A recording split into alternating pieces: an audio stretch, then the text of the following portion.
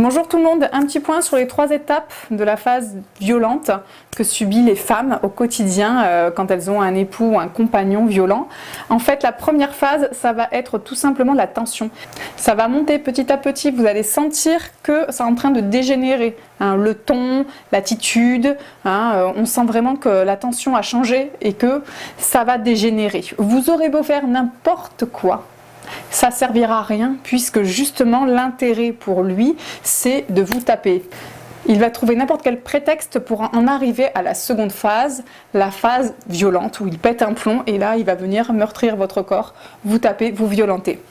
La phase 3, c'est pardon, je m'excuse, des promesses, je ne recommencerai plus jamais.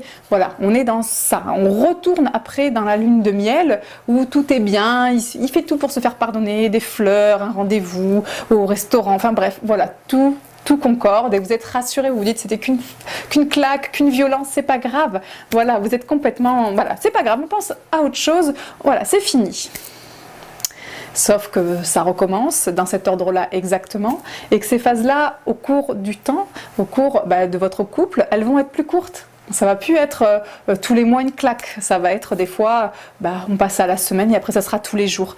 Voilà, donc c'est très compliqué parce que vous allez comprendre aussi justement quand ça arrive, voilà, et que vous êtes piégé parce que vous ne pouvez plus arrêter cet autre qui pète un plomb et qui est trop violent. Donc c'est pour ça que dès le premier coup, en fait, on conseille aux femmes de partir tout simplement. Il ne peut pas y avoir de première fois parce que ça induit une perte de contrôle, de la colère, de la violence. Et n'oubliez pas que quand on est dans la violence, on est dans la destruction de l'autre. Ce n'est pas entendable.